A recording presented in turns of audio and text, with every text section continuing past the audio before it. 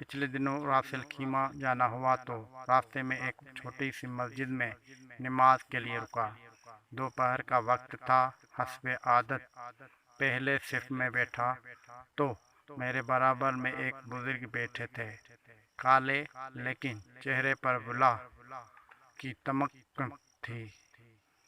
میں نے سوچ لیا کہ نماز کے بعد ان سے ضرور ملوں گا۔ جماعت ختم ہوئی تو وہ مسجد کے ایک کونے میں قرآن لے کر بیٹھ گئے۔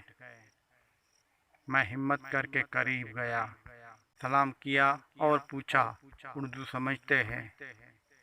انہیں بہت اچھی طرح اردو آتی تھی۔ ان کا تعلق یمن کے ایک تبلیغی جماعت سے تھا۔ قصہ مختصر، بہت باتیں ہوئی۔ اٹھتے وقت میں نے ان سے پوچھا کہ بڑے صاحب، دعا قبول ہونے کا کوئی بہترین طریقہ تو بتائیں۔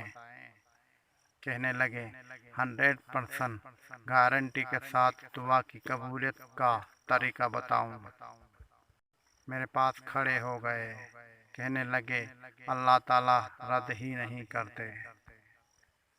میں نے بے چین ہو کر کہا، جی بسم اللہ۔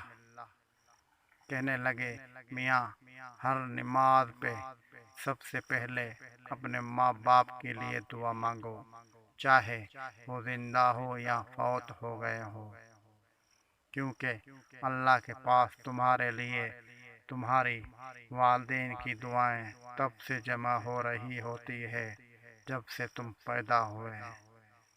کہنے لگے، یہ عمل آج سے ہی کر کے دیکھو۔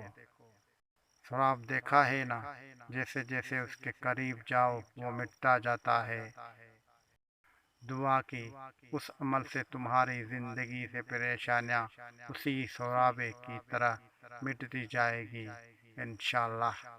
یقین کرے، اس دن کے بعد سے میں نے ایک بار بھی نہ نہیں کیا، اور راستے ایسے کھل رہے ہیں جیسے صبح رات کو کاٹ کر روشنی پھیلاتے ہیں۔